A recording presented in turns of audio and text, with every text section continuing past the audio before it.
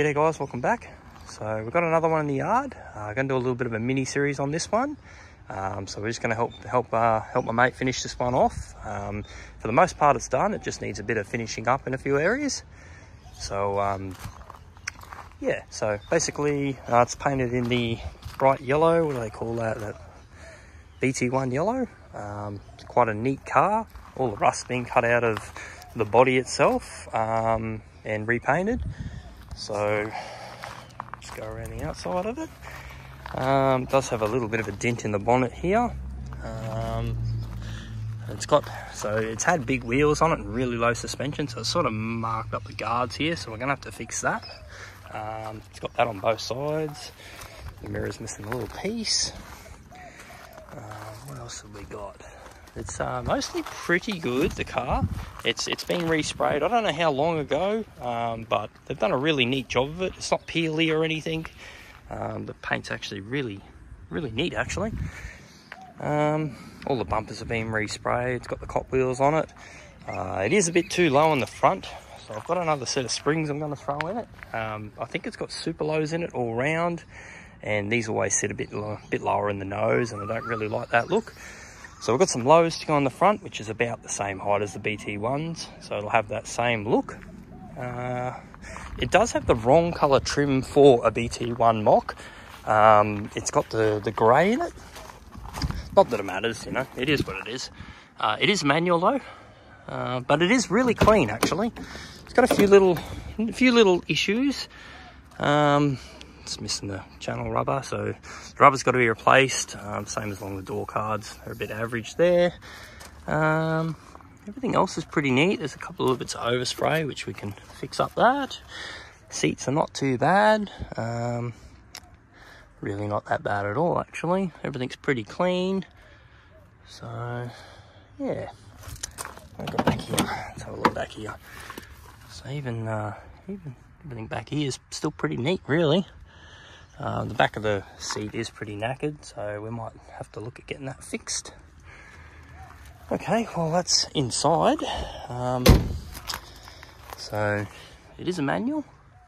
Everything else looks pretty neat inside here. Okay, let's have a look at the engine bay. So it is an RB30 Plus T, so it's the non-turbo motor with a turbo on it. So looking at the VIN plate tells us it is a non-turbo manual car. It's a nothing spec car. This is actually an SL manual and manual steering. So a bit of a rare thing for these cars. The crossover's off it because I was diagnosed it. So the engine itself is actually hurt. Cylinder 3 has lost compression because this car only has half the turbo kit. Literally just the turbo, the manifold, and the crossover. So so the motor is hurt because it's got non-turbo injectors and a non-turbo computer. So non-turbo injectors are pretty easily identifiable by the cream top. So turbo injectors are brown. Also the intake manifold's wrong. Turbo ones are more straight up. What else? So yeah, manual steering, that's a pretty rare option. Does have a little bit of rust here in the battery tray, so that's a little bit gone. I'll get the tray out and find out if the body underneath's gone. I think that's just around rubber. I think it might be all right. It might be just the tray. We'll see how we go. But so we're gonna need to fix that. So the motor's broken. It's got half a turbo kit on it. There's a little bit of rust here. So that's the engine bay. Here's the other side of the guard that was a bit marled up. Let's see if the camera can pick it up. Does have a few little marks here and there. The rest of the body is pretty damn neat. One other issue I'm aware of is the spare wheel well's gone. That's okay, that works out quite well considering the battery tray is gone. So's that. So what we'll end up doing, actually, I've got one I prepared earlier. So we'll just take a couple of steps into the shed. So another one I'm currently doing. What we'll do is we'll end up flat plating it like this one. So you cut the whole well out and you put a piece in this way and then you put a piece across. So I've actually only just done the boot floor and wheel tubs and all that in this one. But yeah, so what we'll do is we'll do this. We'll put the battery in the boot. So that should clean that up nicely. All right, so they're the issues with the car. So what do we got for issues? We've got the paint's a bit crappy on the just above the front wheels. So the guards need repair. We've got a little bit of rust in the back. And the motor's broken. Oh, and the seats. We've got a little bit of wear on the inside. So we've got a couple of areas to fix. All right, so what we're going to do, we'll fix the rust in the spare wheel well, like we spoke about. We've got some springs for it. We'll get the guards fixed. The seats, I'm undecided, but possibly might get just the seats redone in grey leather or something. Even though the grey isn't right for the BT1 look, it's a replica. It doesn't have to be legit. The motor. So what have we got for that? So we'll delete the battery tray, put that in the boot, and I reckon we'll clean the bay up because the bay is black and that looks crap. So what we'll do is we'll get it all out. So motor's junk anyway, and we'll shade the battery, clean all that up, and so these two areas here will be clean, and we'll redo it. We'll plug a couple of holes and make it body colour. I don't think we're going to go too crazy. I think the washer tray, washer bottles and all the booster and all that, that's all going to stay. The fuses, we'll just tidy everything up. So we do have another motor, so let's go over it. So what we have here is a brand new, fully reconditioned RB30 non-turbo motor. So we have a Raceworks billet fuel rail. We have some 550cc injectors, Racework injectors, a Raja Plenum, AU Falcon throttle body, and we also have a Link G4 Plus plug and play ECU that we've just sent off to, we've sent the factory one off to have that swapped over. So that's probably going to do for the mechanical, or for the engine bay side of it. We do have an intercooler. We're contemplating using our genuine 1,000 horsepower intercooler that was repurposed off the VC.